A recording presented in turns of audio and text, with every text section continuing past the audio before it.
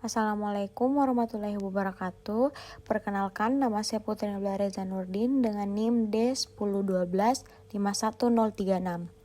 Kali ini saya akan mengujikan data saya ke dalam SPSS. Sebelum itu, saya akan menjelaskan apa itu statistik parametrik.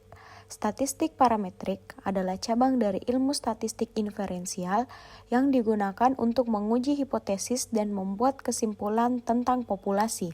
Asalkan data populasi tersebut memenuhi asumsi-asumsi tersebut, yaitu asumsi distribusi normal, homogenitas varians, skala data, dan tingkat akurasi.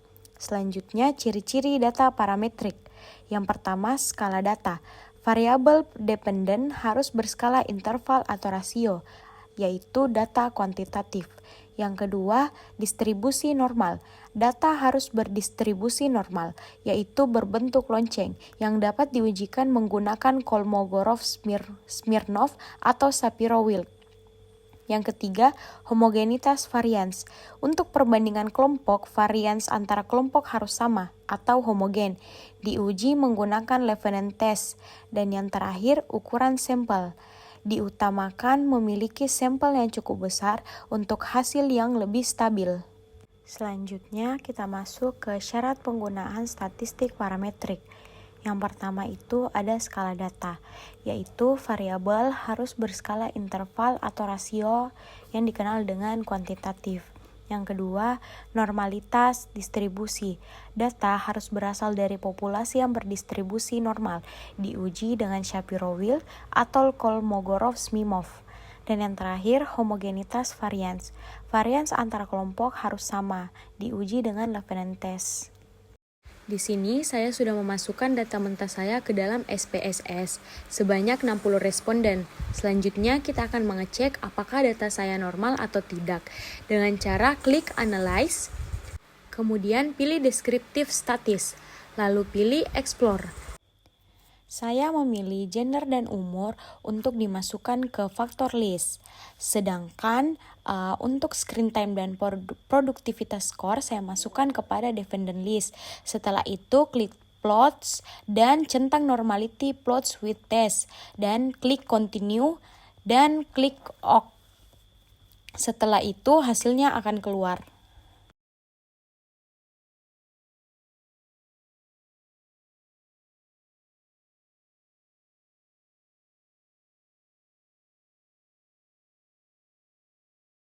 Karena data saya di atas dari 50 responden, maka data saya termasuk di Kolmogorov-Smirnov.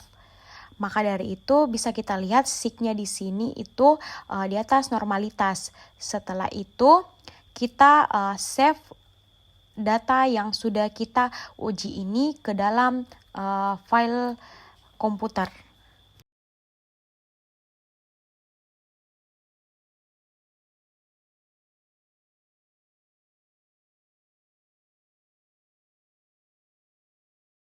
Setelah uji normalitas berhasil, kita lanjut ke tahap selanjutnya, yaitu uji homogenitas. Saya memilih dengan cara ANOVA. Pertama, klik Analyze, kemudian pilih Compare Means, dan klik One Way ANOVA. Di sini saya memasukkan screen time ke dalam depend list dan produktivitas skor ke dalam faktor.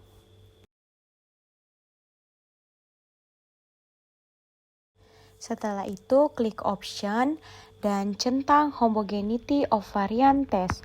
Setelah itu, klik Continue.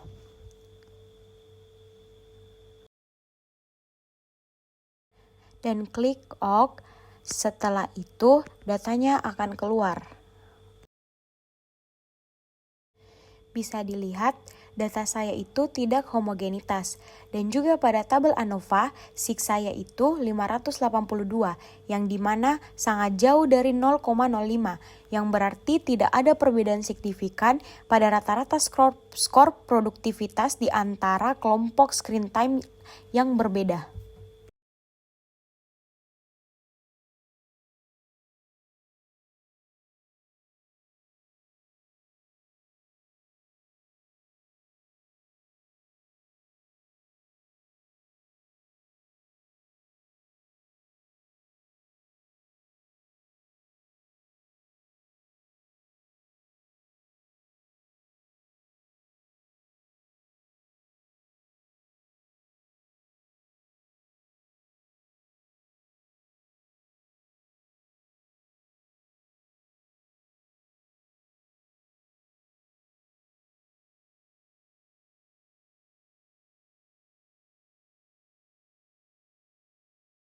Selanjutnya, kita akan mencoba uji parametrik t-test dengan cara klik Analyze, kemudian pilih Compare Means, dan pilih Independent Sample t-test. Saya memilih produktivitas score untuk dimasukkan kepada tes variabel dan gender pada grouping variabel. Kemudian klik define groups dan isi grup 1 dengan 1, grup 2 dengan 2. Setelah itu klik continue dan klik OK. Untuk productivity score, Levenen test menghasilkan sig 0,009 yang berarti variansnya tidak homogen karena lebih kecil dari 0,05. Maka tidak ada perbedaan signifikan productivity score berdasarkan gender. Kesimpulannya adalah gender tidak memengaruhi perbedaan yang signifikan pada variabel tersebut.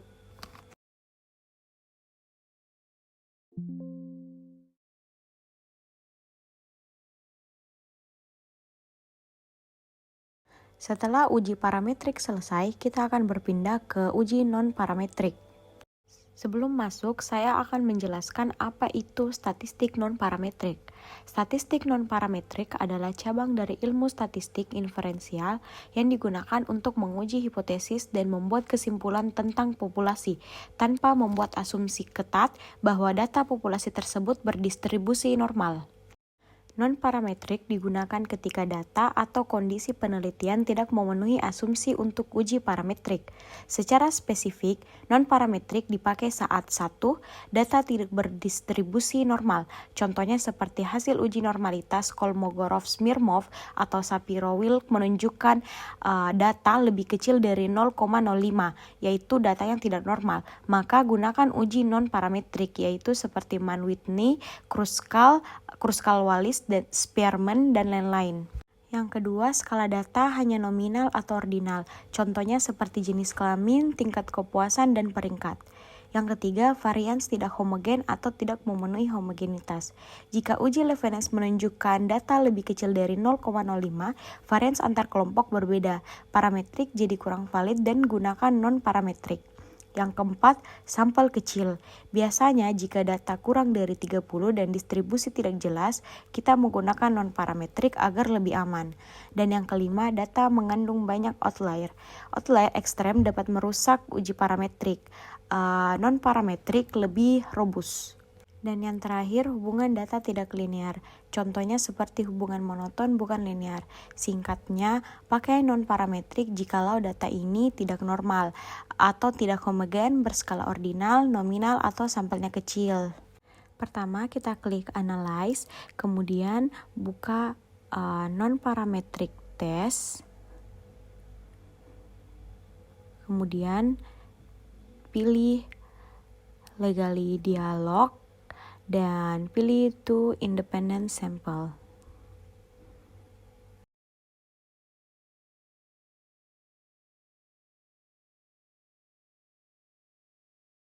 Saya memilih productivity score untuk dimasukkan di test variable list dan screen time dimasukkan pada grouping variables. Dan kemudian kita pencet define groups dan isi grup 1 dengan 1, 2 dengan 2, dan klik continue. Kemudian jangan lupa untuk centang Mann-Whitney U. Kemudian klik OK. Setelah ini hasilnya akan keluar.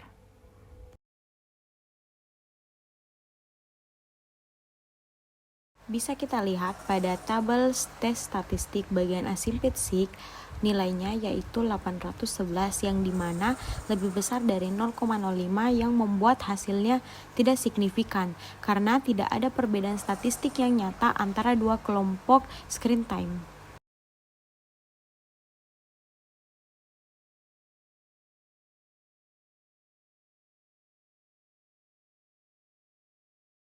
Kesimpulan dari semuanya, semua analisis yang dilakukan, ANOVA dan Mann-Whitney menunjukkan hasil yang konsisten. Tidak ada perbedaan yang signifikan secara statistik pada skor produktivitas di antara berbagai kelompok screen time dan sebaliknya.